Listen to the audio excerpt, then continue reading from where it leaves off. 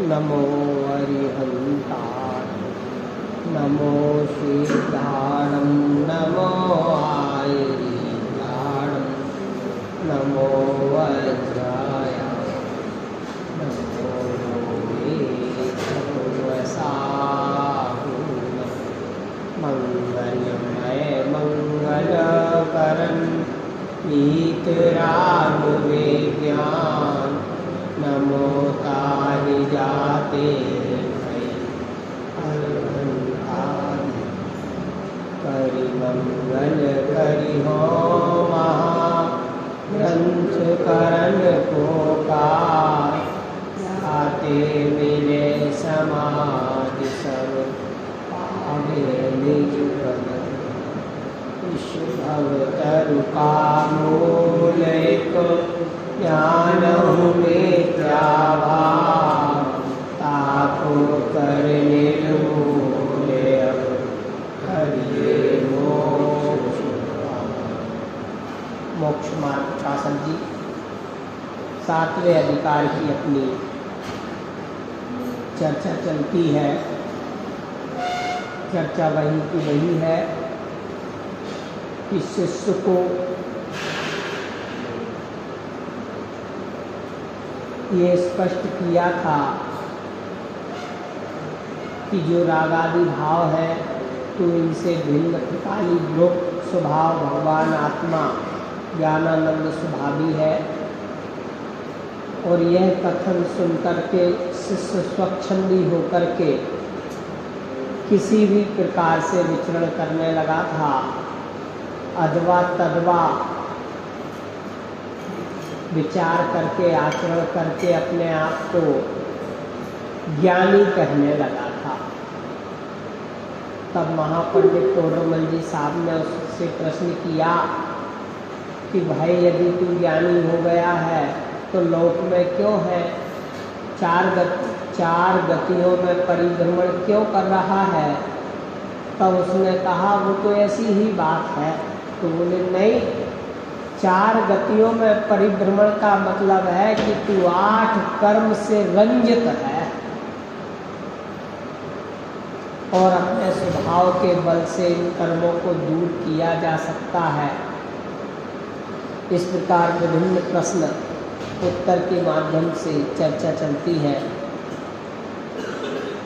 प्रश्न था कि शास्त्र में आत्मा को कर्म 9 कर्म से भिन्न अवध स्पष्ट कैसे कहा है। तो जवाब दिया था कि संबंध अनेक प्रकार के होते हैं। संबंध अनेक प्रकार के होते हैं। वहाँ तादात्म्य संबंध की अपेक्षा आत्मा को कर्म 9 कर्म से भिन्न कहा है, क्योंकि द्रव्य पलटकर कभी एक नहीं हो जाते और इसी अपेक्षा से अवध स्पष्ट कहा है। तथा निमित्त नैमित्तिक संबंध की अपेक्षा बंधन है ही, उनसे निमित्त से आत्मा अनेक अवस्थाएं धारण करता ही है। इसलिए अपने को सर्वथा निर्बंध मानना मिथ्या दृष्टिपना है। अब इसमें एक शब्द आया है, क्योंकि द्रव्य पलटकर एक नहीं हो जाते। द्रव्य पलटकर कभी एक नहीं हो जाते। मैंने 5 लीटर दूध में हमने यदि पाव भर पानी डाल दिया, पाव भर कह रहा हूँ, बहुत कम, तो क्या दूध और पानी एक हो गए? हम तो बिल्कुल भिन्नता नहीं दिखती, हमें तो बिल्कुल एक में एक ही दिख रहे हैं। और बात भी सही है, 5 लीटर में पाव भर पानी डाल देना कोई विशिष्ट बात नहीं है, सामान्य बात है। दूध पिलाते पिलाते महिलाएं गिलास में थोड़ा सा पानी डाल ही देवे तो अपन महसूस नहीं कर पाते, माने कोई विशिष्ट बात नहीं है। अब समझो कि ये जीव पुद्गल के साथ अनादिकाल से है, तो थोड़ा बहुत जीव तो पुद्गल हो गया होगा, कुछ जीव थोड़ा सा, या कुछ पुद्गल उस जीव के साथ अनादि काल से रहने के कारण जीव रूप हो गया होगा। क्या हुआ? नहीं, न जीव पुद्गल रूप हुआ, न पुद्गल जीव रूप हुआ। जीव जीव रूप रहा और पुद्गल पुद्गल रूप रहा।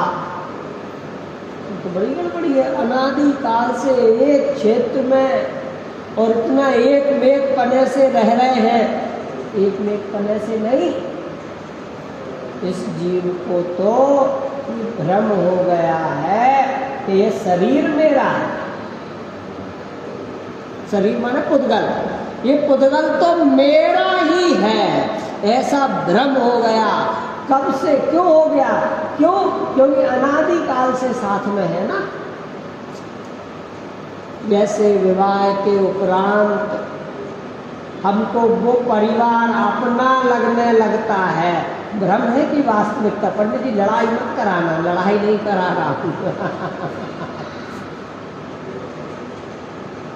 क्यों साहब? भ्रम हुआ ना। अरे चलो परिवार छोड़ो, जो हमारे साथ आए हैं ये तो अपने हैं। बिल्कुल अपने हैं साहब, आजीवन अपने हैं। जब से है तब से ही साथ में है। बस 2-4 दिन के लिए आना जाना होता है, बाकी है तो हमारे साथ ही। ये भ्रम जैसा हमें हुआ है, ऐसा ही भ्रम, ऐसा ही ये शरीर मेरा है, ये शरीर एक क्षेत्रांग वाला, ये भी भ्रम ही हुआ है। भैया बात ख्याल में आ रही? वैसे बात ख्याल में आई? वो भ्रम जैसा है, क्योंकि वो तो साक्षात किसी दूसरे के यहाँ पैदा हुए हैं, 100, 200, 500 किलोमीटर दूर पैदा हुए हैं और वहीं खेले पड़े बड़े, फिर बड़े हो गए। फिर हम लोग 150 लोग ले जा करके, बारात ले जा करके, ढोल ढमाके बजा करके वापस लाए और गृह प्रवेश कराया, और वो जो सब प्रक्रिया हुई, वो सारी प्रक्रिया हुई, और उसी क्षण भाई अब ये तो अपने 1-2 लोग थोड़ी गए थे, पूरे 150 लोग गए थे। अब जो भी होना होने लगा हो। पहले तो यही विधि थी, ढोल ढमाके बजते थे। हमारे ताऊ जी मैंने राकेश जी के पिताजी प्रवचनकार थे, अच्छे वरिष्ठ विद्वान थे, मुमुक्षु मंडल के आधार स्तंभ थे। तो वो प्रवचनों में कहा करते थे कि ढोल ढमाके पता है किस लिए बजाते हैं शादियों में? ताकि ये कुछ सोच विचार ना करके वापस ना भग जाए। तो ढोल ढमाके बजाते रहते थे कि ये कुछ विचार ना कर ले वे कि फालतू का झंझट, और मैं रोज देखता हूँ, ये इधर देखता हूँ, उधर देखता हूँ। तो बोले उसको मन विचलित बना रहे, इसलिए ढोल ढमाकों के साथ जाते थे और बजा करके लाते थे, और तब तक बजाते थे जब तक ये निश्चित नहीं कर ले वे कि ये तो अपना ही है। क्यों? अब तो बंद गए। तो वो ये कि जैसा भ्रम हमें हमारे 20-25 साल की उम्र में हुआ कि ये तो अपने हैं, ऐसा ही भ्रम अनादि काल से पुद्गल और जीव का साथ है। इस वजह से इस जीव को ये भ्रम हो गया, ये शरीर तो अपना ही है, अपना ही है, कोई 2 चीजें नहीं है, ऐसा भ्रम हुआ है। तो ये भ्रम मिटाने के लिए आचार्य भगवंतों ने कहा कि तू तो आज भी परिपूर्ण शुद्ध है।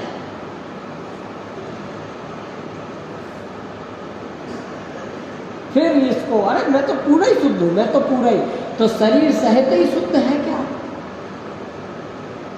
विकार सहित शुद्ध है क्या? इस पर्याय में भी तेरी शुद्धि है क्या? भोजन करते करते भी शुद्ध है क्या? और इसने इन सब व्यवस्थाओं में अपने को शुद्ध मान लिया। तब यहाँ आचार्य भगवंत ने कहा भैया कुछ तो विचार कर, तू दीनहीन पामर पर्याय वाला। दीनहीन किस लिए? ना तो तेरे अनंत दर्शन है, ना तेरे अनंत गुण है, ना तेरे अनंत सुख उत्पन्न हुआ है, और तू अपने को सुखी मानने लग गया, तो दीनहीन। इस वजह से दीनहीन, रुपए पैसे की वजह से दीनता हीनता नहीं। तब कहा, क्या शब्द दिया था, गजब का बात है कि क्योंकि द्रव्य पलटकर एक नहीं हो जाते। कितने समय से है पुद्गल के साथ ये जीव, तो क्या एक में हुआ है? क्या नहीं हुआ है। जीव जीव रूप रहा और पुद्गल पुद्गल रूप ही रहा। अब देखो और गजब बात, यहाँ कोई कहे कि हमें तो बंध मुक्ति का विकल्प करना नहीं, क्योंकि शास्त्र में ऐसा कहा है, जय बद्धौ मुक्कई मुणहि सो बंध यही निबंतु। जो जीव बंधा है और मुक्त हुआ है वह निसंदेह बनता है। क्या बात है?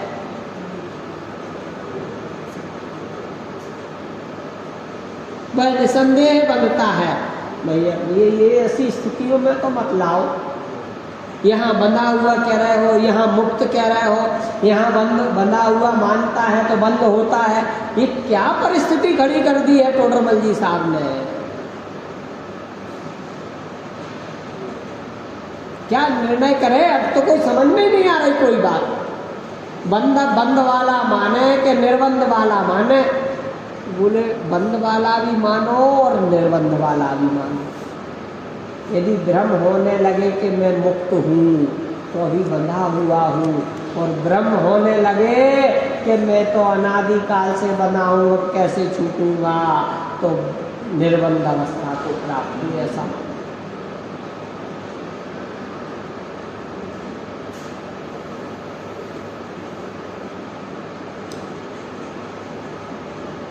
इतना टोडरमल जी साहब का कैसा क्षयोत्सव होगा।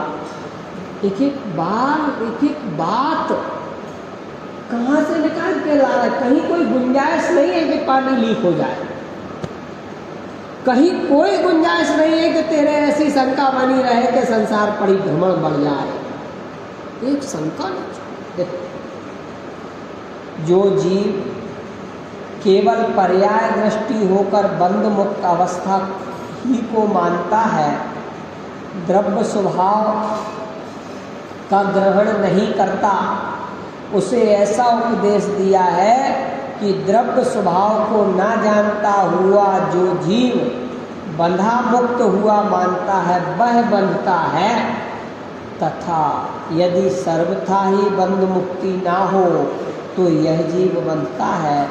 ऐसा क्यों कहें? तथा बंध के नाश का मुक्त होने का उद्यम किस लिए किया जाए? यदि मैं मुक्त हूँ तो मुक्त होने का क्या उद्यम करें? भाई मुक्त ही हूँ, और बंधा हूँ तो मुक्त होने का क्या उद्यम करें? बताओ, मैं तो बंधा ही हूँ। कर्मों से मैं तो बंधा हूँ, अब क्या उद्यम करें? बताओ, छूटने का है उद्यम तो है।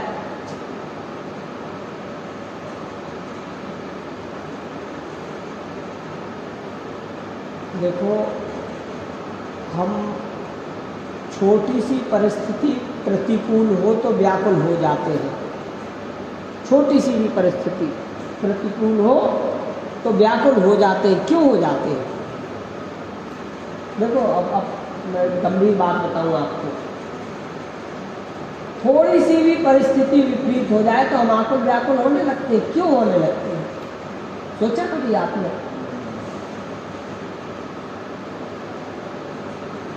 क्यों? क्योंकि मैं उस प्रतिकूल परिस्थिति के लिए तैयार नहीं था। क्यों साहब? जो सैनिक है ना, सैनिक, और कश्मीर की सीमा पर 24 घंटे चौकसी कर रहे हैं। 24 घंटे, कभी भी धाम धूम हो सकती है, और वो वहाँ बड़ी निश्चिंतता से करते हैं।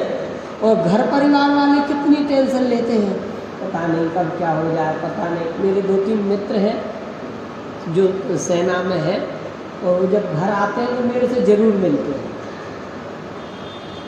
तो उनसे ऐसी चर्चा होती, भाई यार अभी तुम म्यांमार सीमा पे हो, अभी इस सीमा पे हो, तो उसमें वो बोलते हैं भैया संजय, बोले हमें वहाँ सैनिक वो माने दूसरी सीमा वालों से भय कम रहता, हमें मौसम का भय ज़्यादा रहता, कब तेज बर्फीली हवाएं चल जाए, पैर घुटने हम लोग दब जाते कई बार। माने बर्फ में हमारे इतने पैर दब जाते, हम ना आगे जाए ना पीछे जाए, हम सामने वाले से लड़ें कि पहले खुद बचें।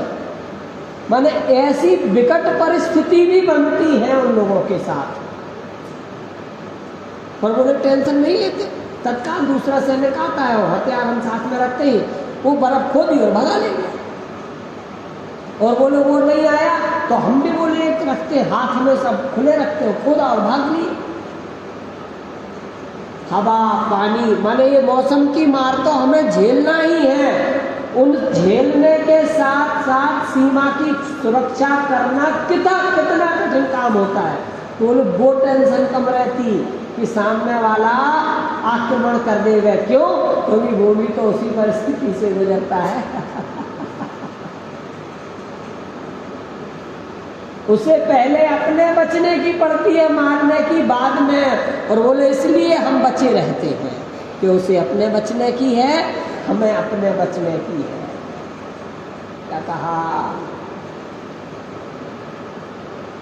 तो वो प्रतिकूल हो, घर पे बैठे, पता नहीं वो सामने वाला आक्रमण कर दे, पता नहीं किस तरफ से गोली आ जाए, पता नहीं मिसाइल चल जाए, पता नहीं कोई बम पटक दे। घर वाले बोले इस बात से टेंशन में रहते हैं, हम वहाँ स्वयं के बचने के टेंशन से रहते हैं, हमें युद्ध की टेंशन कम रहती है। देखो कैसी कैसी परिस्थिति है।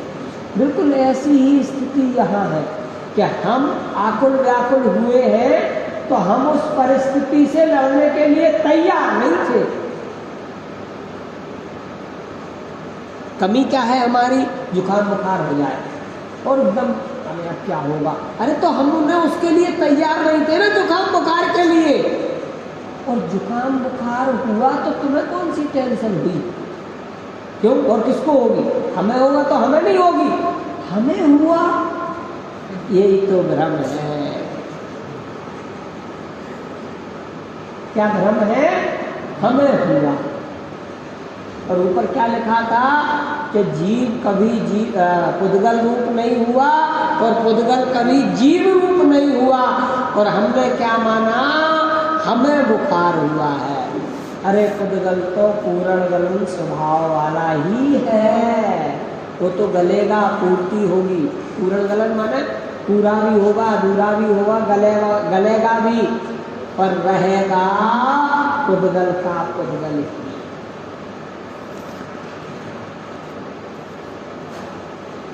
कैसा रहेगा?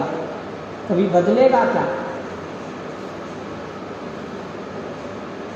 वो तो स्वभाव है उसका पूर्ण गलन रूप। नहीं देखो पंडित जी, बदल जाता है ना। कैसे बदल जाता है? पहले छोटा बालक होता है, फिर बड़ा होता है, तो बदल रहा है। क्या बदल रहा है?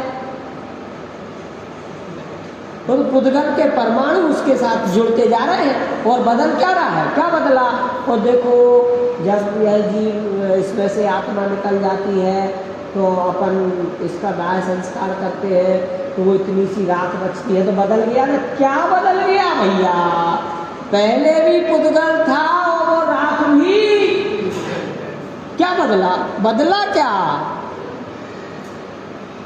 फिर वो राख खेत में उड़ा देते हैं, तो खेत में उड़ा देते हैं तो माने फिर वो पेड़ पौधा बन जाते हैं। तो क्या बदला? मुझे पता तो चले कि बदला क्या है, कब बदला है। वो तो उसका स्वभाव है। समझ लेगा, कुछ नहीं बदला, वो स्वभाव ही ऐसा है। ऐसे ही इस आत्मा का स्वभाव जानना देखना है, परंतु अनादि काल से पुद्गल के साथ रह करके इसको ऐसा भ्रम हो गया है कि मैं कुछ कर सकता हूं। किसको हुआ? पुद्गल तो जानता नहीं है। जानने वाला तो कौन है? एकमात्र जीव आत्मा, और वो जो जानता है वो भ्रमवश संसार में भ्रमता है। क्या शब्द है? जो जीव जानता है वो भ्रमवश संसार में भ्रमता है, और कोई संसार में भ्रमने का कारण नहीं है। कर्म पे आरोप देना है ना भाई, ये कर्म तो भैया ठीक है, जब ज्ञानावरणी कर्म का आवरण या इसकी ताकत कमजोर होगी, जब दर्शनावरणी कर्म कमजोर होगा, तब मेरा काम हो जाएगा। मैं एक बात पूछता हूँ, पूरब दिशा से सूर्य उग रहा है और हमने पूरब की ओर एक सफ़ेद पर्दा बांध दिया, बड़ा वाला, बड़ा, कि उगता हुआ सूर्य ना दिखे। ये समझ लो, जिनके मोतियाबिंद का ऑपरेशन होता है ना, इनको तीव्र लाइट देखने की मनाही होती है कि ये आपको जिनका ऑपरेशन हुआ है वो एकदम तेज लाइट ना देखें, तो उनको काला चश्मा दिया होता है। तो आजकल तो बगल में भी वो ऐसे पट्टी लगी होती है कि बगल से भी उजाला ना आ जावे। तो क्यों दिया जाता है काला चश्मा? कि इसको तेज लाइट ना दिखे, ताकि इसकी आँख खराब ना हो सके। तो ऐसा ही एक पूरब दिशा की ओर हमने बड़ा सफ़ेद पर्दा बांध दिया, बाबूजी, सफ़ेद पर्दा बड़ा बांध दिया, और उधर से सूरज उग रहा है। सफ़ेद पर्दा कहा मैंने, काला नहीं कहा, ध्यान रखना। तो वो सूरज उगते समय उस तरफ सूर्य उगा है और इस तरफ थोड़ा थोड़ा उजाला दिखा, पर्दा बंदे होने के बाद भी तो उजाला दिख रहा है ना। तो हम क्या सोचते हैं कि उजाला हो गया। कैसे हो गया? सूरज के उगने से हो गया कि सफ़ेद पर्दे से हो गया?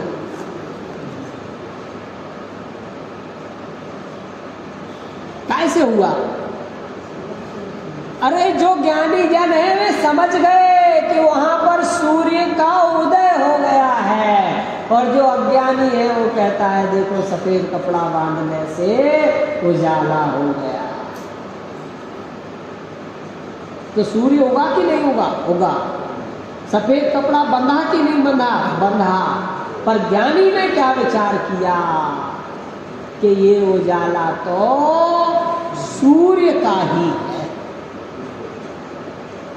ऐसे ही ज्ञानी जी, ये जो ज्ञान है, ये जो सुख है, ये जो वीर्य है, ये तो भगवान आत्मा का है, पुद्गल का इससे कोई संबंध नहीं है।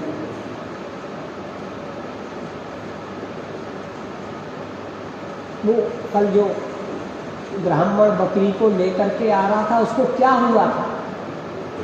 भ्रम ही तो हुआ था, और उसने टटोला भी, कान दबा करके भी देखा तो आवाज बकरी की ही आई थी, वास्तव में ही बकरी थी, परंतु उसे क्या भ्रम हुआ था कि ये बकरी नहीं है। ऐसे ही भ्रम से जी रहे, ऐसे ही सारा जीवन भ्रम में चल रहा है।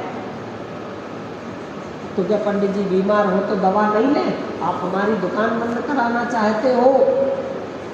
बीमार कौन? अरे ये तो उसकी दशा ही है, ऐसा ही परिणमन है पुद्गल का। पर उस पुद्गल के परिणमन को इस जीव ने अपना परिणमन स्वीकार किया है और दुखी हुआ है। अब जब मैं बीमार हुआ तो इंजेक्शन किसको लगेगा? बोले मुझको, तो लगाओ। बॉटल किसको लगेगी? बोले मुझको, तो लगाओ। किसको लगी? नहीं, वो तो इस शरीर को लगवाई, मैं तो। अब हो गई ना बात मिक्स। शरीर को लगी, मैं तो ज्ञानानंद स्वभाव यही थी, मैंने तेरे अंदर पूरी तौर से मायाचारी बरती। देखो और आगे क्या लिखते हैं।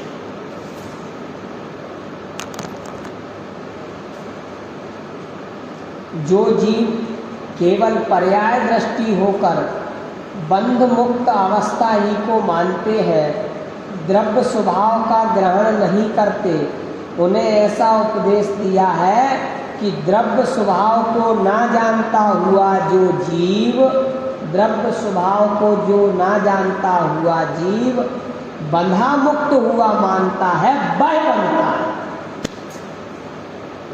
कौन बंध रहा है? कौन बंधा? वाक्य लंबा हो गया, छोटा कर लो। देखो फिर से ध्यान देना, द्रव्य स्वभाव का ग्रहण नहीं करते, उन्हें ऐसा उपदेश दिया जाता है कि, अब ध्यान देना, द्रव्य स्वभाव को ना जानता हुआ जो जीव बंधा मुक्त हुआ मानता है वह बंधता है। बंधा और मुक्त हुआ दोनों भाई साहब, बारीक लाइन है, बिल्कुल बारीक, पूरे कनेक्शन हो चुके हैं, समझ लो आप। फिर भी लाइट नहीं आई, इतनी जगह, इतनी सी गुंजाइश है। देखो, द्रव्य स्वभाव को ना जानता हुआ जो जीव बंधा मुक्त हुआ मानता है वह बंधता है। बंधा और मुक्त हुआ। अब आप उसको खोलो थोड़ा सा। मैं बंध सकता हूँ, मैं मुक्त हो सकता हूँ, ऐसी मान्यता वाला जीव बंधता है। अब देखो इसको और खोलो। पहले बात तो बिल्कुल स्थायी दिमाग में बिठा रखना कि जिसके ऐसी मान्यता है कि मैं बन सकता हूँ या मैं मुक्त हो सकता हूँ, वह जीव बंधता है। क्या कहा? मैं बन सकता हूँ। दूसरे शब्दों में, हे प्रभु, हे पार्श्वनाथ स्वामी, यह नीलगंध अक्षत लेकर के आपके चरणों में आया हूँ और यह समर्पित करके, हे प्रभु, मैं मुक्त होना चाहता हूँ, आप मेरी मुक्ति में सहाय हो, ऐसी मेरी भावना है। कथन में तो ये है। और फिर मंदिर से बाहर निकल के, आज तो पूजन में बहुत अच्छा मन लगा, अच्छा पुण्य बना। क्यों साहब? बड़े विशुद्ध भावों के साथ मैंने आज जिनेंद्र अर्चना की है, अच्छा पुण्य बना होगा। तो मन जब पुण्य बनता है, उदय में भी अच्छा सुख सुविधाएं मिलती है, सांसारिक सुविधाएं मिलती है। अच्छा, आज भक्ति अच्छी हो। देखना, एक ये बिंदु हो गया। दूसरा बिंदु, प्रभु, मैं कब निर्बंध अवस्था को प्राप्त होऊंगा? संसार में रगड़ते रगड़ते अनंत काल बिता दिया, मेरे सुख का क्षण कब आएगा? मैं कैसा बंधा हुआ हूँ? मैंने कैसे कर्म किए कि जो मेरे बंधन पड़ा हुआ है? अब मुझे ऐसे कर्म नहीं करना चाहिए कि मेरा संसार परिभ्रमण बढ़े। क्यों साहब? एक व्यक्ति उस पूजन से अपने को सुख सुविधा चाहता है, वो भी बंधता है, और एक व्यक्ति उस पूजन से निर्बंध की कामना करता है, वो भी बंधता है। समझना, बहुत बारीक फर्क है, बहुत बारीक फर्क है। माने इतना सा फर्क है कि पूरी लाइट की लाइन बिछा दी गई है आपके घोंघांव नगर में, और फिर भी लाइट नहीं आई। पूरी तैयारी, सब स्विच विच, जो भी अच्छी क्वालिटी के वायर थे वो लगाए, एमसीबी, जो भी जितनी भी व्यवस्था प्रॉपर हो सकती थी, परंतु लाइट नहीं आई।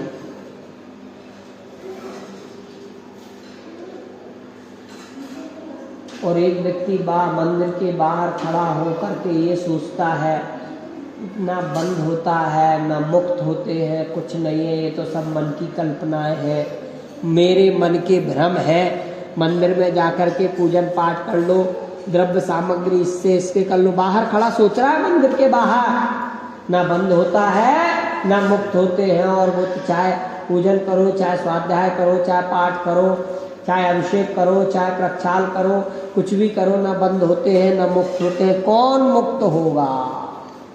दोनों परिस्थिति वाले जीवों में से कौन मुक्त होगा?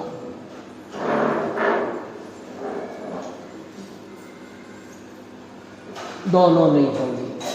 अरे ये तो बात जमीनी भाई, मंदिर के बाहर खड़े ऐसी सोच रहा है, और हम यहाँ पर सुबह 5:45 बजे से आकर के जिनेंद्र देव के पूजन प्रक्षाल और अभिषेक और स्वाध्याय की तैयारी करते हैं।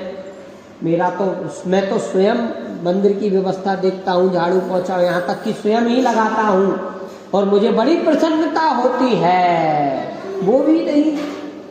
और जो बाहर खड़ा है कि ना बंद होता है ना मुक्त होता है, मैं तो सदैव निर्मुक्त अवस्था को प्राप्त हूं, वो भी हाँ नहीं। दोनों के घरों में लाइट जलने वाली नहीं है। क्यों? क्योंकि जो मेन लाइट थी ना, उससे आपका कनेक्शन जुड़ा ही नहीं है। बाहर की तो पूरी व्यवस्थाएं करी, वो जो मेन कनेक्शन है वहां से आपका लाइट जुड़ा ही नहीं है। अब देखो कैसे। हाँ, शुभ रूप अशुभ रूप, शुभ नहीं नहीं, आप उसको समझो नहीं। उसको अगर अपन दुर्विकल्प कह के छोड़ देंगे तो लोग बाग स्वच्छंद हो जाएंगे। यही इस प्रकरण में है। ये जो आप कर रहे हैं, देखो मैंने कल परसों कहा था, स्टेशन पे खड़ा हुआ व्यक्ति ट्रेन में चढ़ेगा, घर पे बैठा हुआ व्यक्ति थोड़ी ना ट्रेन में चढ़ेगा। कौन चढ़ेगा ट्रेन में? हम स्टेशन गए ही नहीं हैं और ट्रेन में चढ़ कैसे सकेंगे? गए ही नहीं। तो जो स्टेशन पे खड़ा है, जो देवशास्त्र गुरु की शरण में है, क्या कहा? जो देवशास्त्र गुरु की शरण में है उसको स्वभाव का भास होगा। जो निंद कार्य करता है, घर में बैठा है, टीवी देख रहा है, उसको स्वभाव का भास कैसे होगा? देखो, अन्यथा नहीं लेना और ना उसके लिए किसी प्रकार का विकल्प करना। मैं बदकथन कहता हूँ, अब हम तो, हमारे तो शक्ति नहीं है, हमारे तो ताकत नहीं है, हम तो टीवी में ही अभिषेक देख करके उपास खोल देते हैं और वो व्रत कर लेते हैं और ऐसा करते हैं। तुमने किसको किसका माना? विचार तो करो इस बात को। हम जिन्हें यहाँ पर जिनेंद्र देव, साक्षात जिनेंद्र देव विराजमान है और हम अब हमारी शक्ति नहीं है, क्या करें? अरे विचार करो, शक्ति नहीं होने पर विचार करो कि मेरे शक्ति क्यों नहीं है। मैंने मेरी शक्ति की कल्पना किससे की है, ये विचार। बड़े पंडित जी साहब का बहुत गजब का कथन है, मैंने मेरी शक्ति की कल्पना किस चीज से की हुई? शरीर से या आत्मिक गुणों से? जो वैभव आज भी यथावत मेरे संपन्न मान, मैं वैभवमान यथावत हूं आज भी।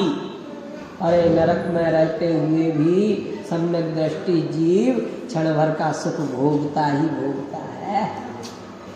हम तो मनुष्य पर्याय में हैं, नरक जैसे दुख थोड़ी भोग रहे हैं। वहां भोग सकते हैं तो यहाँ सम्यक लेने में, पर हमारा माइंड डाइवर्ट है ना। हमने हमारे सुख की कल्पना, जो मैं रोज कहता हूं, पर संयोग और निमित्तों से कर रखी है। क्यों नहीं छूट रहा है ये पर, निमित्त और संयोग? क्यों? क्योंकि हमने सुख की कल्पना वहां से कर रखी ना भाई। गलती किसकी है? वो पंडित जी उस बकरी के बच्चे को छोड़ के भग गए, गलती किसकी है? वो जिन्होंने विपरीत समझाया था उनको, किसकी है गलती? मेरी। मैंने मेरी बुद्धि से निर्णय नहीं किया कि ये कौन है। मैंने मेरी बुद्धि से निर्णय नहीं किया कि मैं कौन हूं।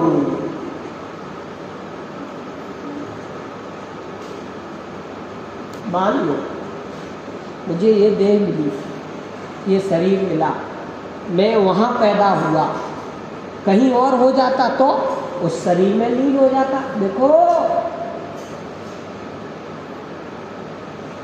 वो नाम तो मैं भूल जाता हूँ। वो सेठ जी थे ना, सेठ जी जिस घर में कमा के रख गए थे और वो बकरे की पर्याय में पैदा हुए और वो उसी घर में अनाज खाने के लिए झुके तो लड़के ने डंडा फटकारा जोर से, और वो तो अपना घर था, वो तो अपना घर था, अपना पूरी संपत्ति छोड़ के चला गया। पर्याय बदलते ही सारे रिश्ते क्षण भर में खत्म है, फिर भी वैराग्य इस जीव को नहीं आता। भाई साहब, कई खजाने आज भी ऐसे हैं जहां सांप बैठे हैं। मैंने देखे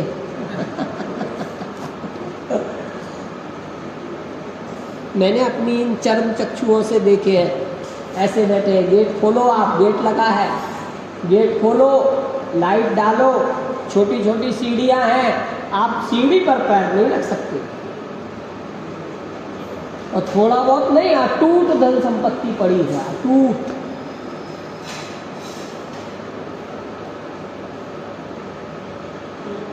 और लोगों ने घर छोड़ दिया कि कहीं ये सांप नीचे से रास्ता करके ऊपर आ गया और मेरे परिवार को खा लिया, तो अब वो कौन है वो जो ऐसे बैठे हैं?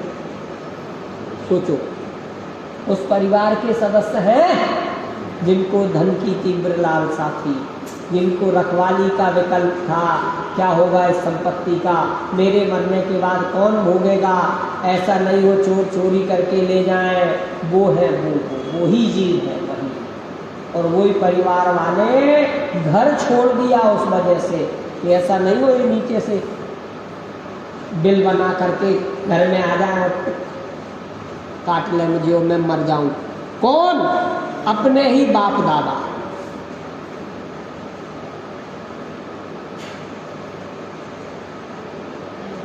कई एक जगह नहीं, मैंने कई जगह देखे।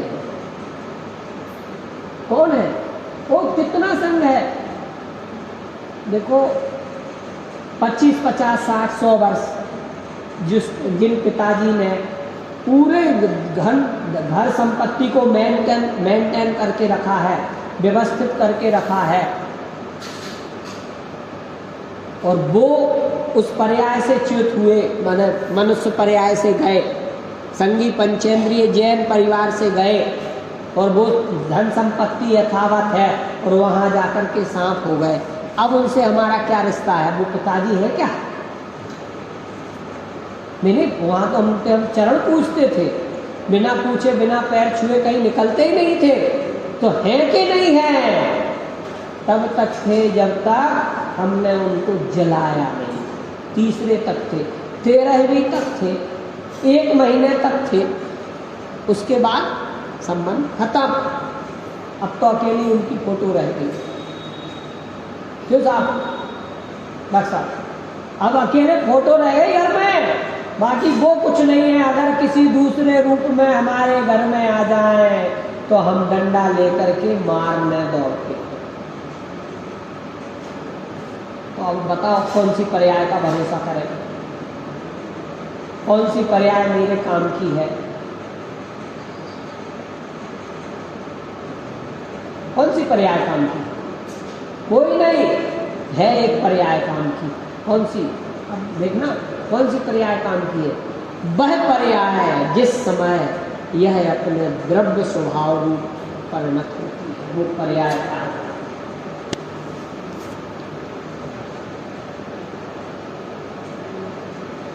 कहाँ बैठे हैं हम? तो चर्चा कौन सी चलती थी कि मंदिर के बाहर खड़े होकर के मंदिर नहीं जाने वाले पुण्य बांधेंगे कि अंदर बैठे पुण्य बांधेंगे।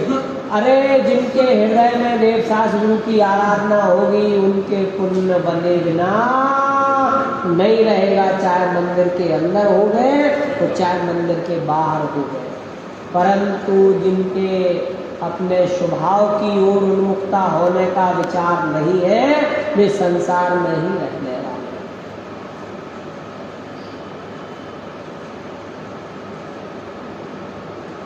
स्वर्ग में तो सुख ही सुख है ना, तो फिर मरते समय और फिर मरने के बाद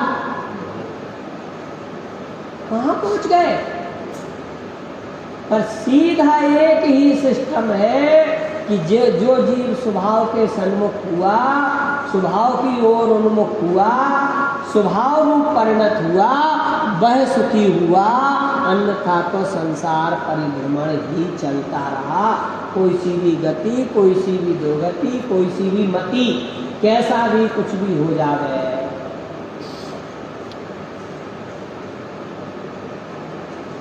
स्वच्छंद होने की बिल्कुल गुंजाइश नहीं है। टोडरमल जी साहब ने कोई जगह नहीं छोड़ी कि आप किंचित भी स्वच्छंद हो सके। पर्याय की पामरता और द्रव्य की स्वभावता प्रभुता, पर्याय की पामरता और द्रव्य की प्रभुता जिसको ख्याल में है वो कभी दुखी हो सकता नहीं है।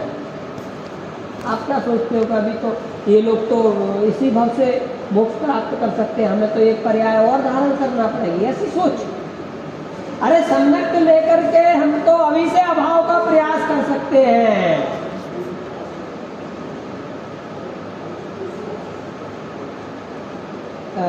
पहले वैसा ऐसा नहीं होता था, अपन ने भी देखा पड़ा है कि जिसके कोई अंगोपांग ठीक नहीं हो, विकृत हो, तो मंदिर ही नहीं आना है और हीन दृष्टि से देखते थे। ये एक कल्चर 10-15 साल में चेंज हुआ है। वही आत्मा मेरे अंदर, वही आत्मा उनके अंदर, फिर क्यों उनको वंचित रखा जा रहा है धर्म कार्यों से, अभिषेक करने से, पूजन करने से? क्यों?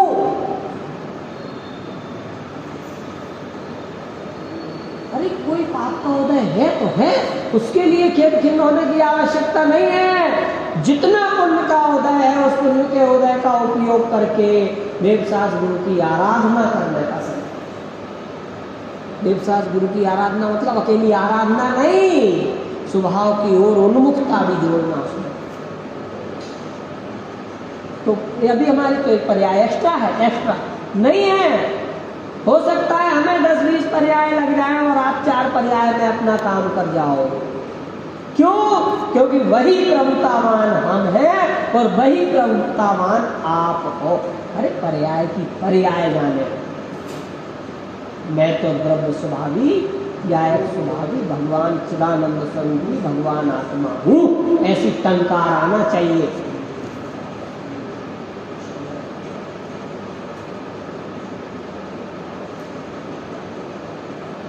अच्छा, जिसने अपने को भगवान माना है उसके जीवन में निंद कार्य हो जाएंगे। किसी को लूटने का अन्याय, अनीति और अवक्ष का ग्रहण हो जाएगा। सोचो तो इस बात को। पर जब तक नहीं माना है तब तक यही होना है।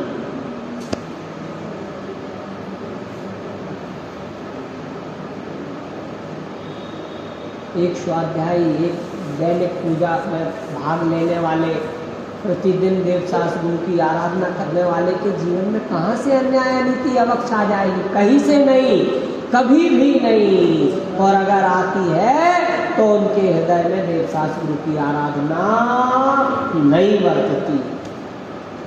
ये निर्णय, ये मेल बिठा रहे हैं यहाँ पंडित टोडरमल जी साहब। देखो,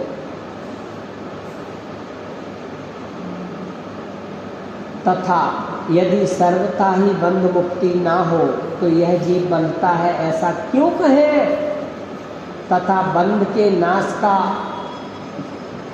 मुक्त होने का उद्यम किस लिए किया जाए और किस लिए आत्मानुभव किया जाए?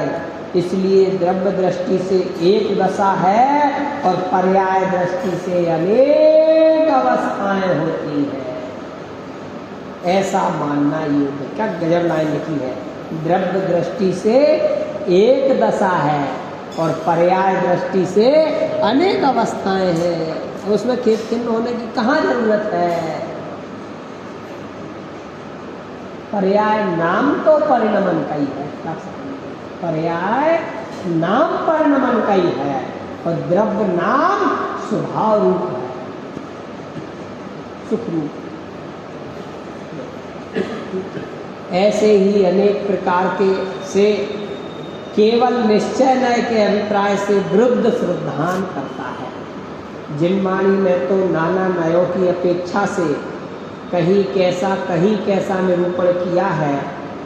यह अपने अभिप्राय से निश्चय नय की मुक्तता से जो कथन किया हो उसी को ग्रहण करके मिथ्या दृष्टि को धारण करता है। देखो,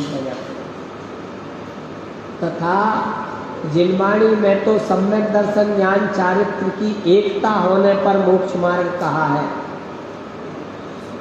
कल जो बात हो रही थी ना, वही बात आ गई ना कि जिनवाणी में तो सम्यक दर्शन ज्ञान चारित्र की एकता होने पर मोक्ष कहा है। सो इसके सम्यक दर्शन ज्ञान में 7 तत्वों का श्रद्धान जानना होना चाहिए। सो उसका विचार नहीं है। और चारित्र में राग आदि दूर करना चाहिए, उसका उद्यम नहीं है। एक अपने आत्मा के शुद्ध अनुभव को ही मोक्ष मार्ग जानकर संतुष्ट हुआ है, उसका अभ्यास करने को अंतरंग में ऐसा चिंतन करता रहता है कि मैं सिद्ध समान शुद्ध हूँ, केवल ज्ञानादि सहित हूँ, द्रव्य कर्म नो कर्म भाव कर्म रहित हूँ, परम आनंदमय हूँ, जन्म मरणादि दुख मेरे नहीं है इत्यादि चिंतन करता है। है ना, वही की वही बात आ गई जो कल एक प्रकरण चला था, हम लोगों के ग्रुप पे विषय चलते हैं दोपहर में, जब भी आ जाते हैं तो जवाब देते हैं बैठे बैठे। तो भैया एक प्रकरण चला था कि अपना चारित्र संभालना चाहिए, तो बात बिल्कुल सही है, अपना चारित्र संभालना चाहिए। चलती चर्चा चलती बहुत चलती रही, सब मैंने जैसे सब जुड़े रहते हैं ना, विद्यार्थी लोग भी, विद्वान भी, सामान्य श्रेष्ठी श्रावक भी, संभालना चाहिए, बात सही है। चलती रही। फिर भैया ने प्रश्न किया, तुम उनका संभालना तो चाहिए, पर कब, किसके साथ? श्रद्धा के साथ। यदि श्रद्धा विपरीत हुई तो कितना चारित्र पाले कि हम मुक्त हो जाएंगे भैया?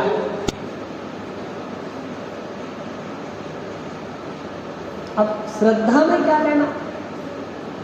तो श्रद्धा तो हमारी पड़ी है विपरीत। विपरीत माने तुम्हारी भी जय जय और तुम्हारी भी जय जय। जिस मंदिर से निकले उनकी भी जय, जो मंदिर रास्ते में पड़े उनकी भी जय। और कह रहे हैं कि चारित्र को संभालना चाहिए। वाणी चाहे रागी की हो, रागमय हो, चाहे वीतराग वाली हो, तुम्हारी भी जय जय और तुम्हारी भी जय जय, परंतु चारित्र संभालना चाहिए। कोई से भी शास्त्र हो, उपन्यास हो, चाहे राग का पोषण हो, चाहे वीतराग का पोषण हो, पढ़ना चाहिए और चारित्र संभालना चाहिए। इस प्रकार बड़ी गजब चर्चा चली, उसमें 1-1.5 घंटा लगेगा। उसको हो सकता है मैं कल लूँ, विषय सम्मत है तो ले सकते हैं। पर यहाँ जो मुख्य बात यहाँ जो बताना चाह रहे हैं कि सम्यक दर्शन, सम्यक ज्ञान और सम्यक चारित्र की एकता होने पर मोक्ष मार्ग कहा। किसको कहा मोक्ष मार्ग? सम्यक दर्शन, सम्यक ज्ञान और सम्यक चारित्र की एकता। अब मैं ये एकता थोड़ी सी बता रहा हूँ, फिर इसको अपन कर लें। एकता कैसी? जिसके श्रद्धान सम्यक हुआ है। अब श्रद्धान सम्यक का अर्थ समझो भैया, आप ध्यान देना। जिसके श्रद्धान सम्यक हुआ है, एक द्रव्य दूसरे द्रव्य को किसी प्रकार से डिस्टर्ब नहीं कर सकता। और मैं जीव द्रव्य हूँ और सुखी होना चाहता हूँ, तो मैं कौन से द्रव्य से सहयोग लूँ कि मैं सुखी हो जाऊँ? क्या आई बात? नहीं आई बात। देखो, एक द्रव्य दूसरे द्रव्य को किसी प्रकार से डिस्टर्ब नहीं करता, ठीक है? और मैं जीव द्रव्य हूं, तो मैं किससे सहयोग मांगूं कि मैं सुखी हो जाऊं? अब देखो, अब थोड़े से अपन जुड़े। श्री गुरु के पास जाऊं, माँ जिनवाणी के पास जाऊं या मुनिराज के पास जाऊं कि मैं सुखी हो जाऊं? अब समझना, अपन बहुत गंभीर जगह पहुंच रहे हैं। किससे सहयोग लें कि मैं सुखी हो जाऊं? बोल। तो श्रद्धा किस प्रकार की होना?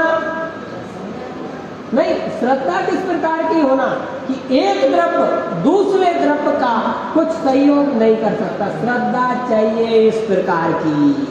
भाई साहब, श्रद्धा किस प्रकार की चाहिए कि एक द्रव्य दूसरे द्रव्य के सुख में या दुख में सहायी नहीं होता। ये अगर निर्णय है तो सास किससे दुखी होगी, बहू किससे दुखी होगी, पुत्र किससे दुखी होगा, पिता किससे दुखी होगा, भाई किससे दुखी होगा?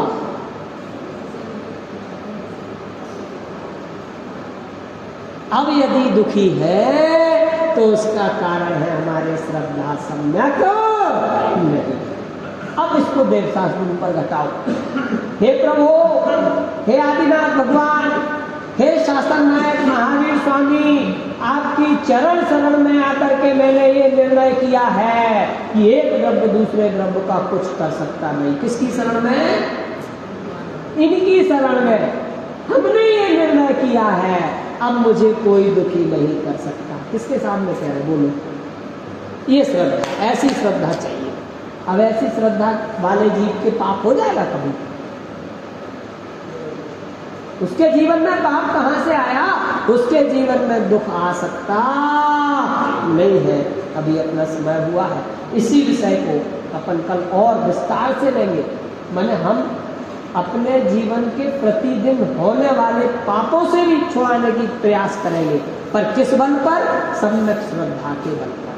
ये आखिर पाप क्यों हो रहे हैं? क्या जरूरत पड़ी इन पाप को होने में? कोई जरूरत नहीं है। इसी प्रकार सभी लोग सम्यक श्रद्धा धार करके अपनी आत्मा के सन्मुख और अनंत सुख को प्राप्त करें।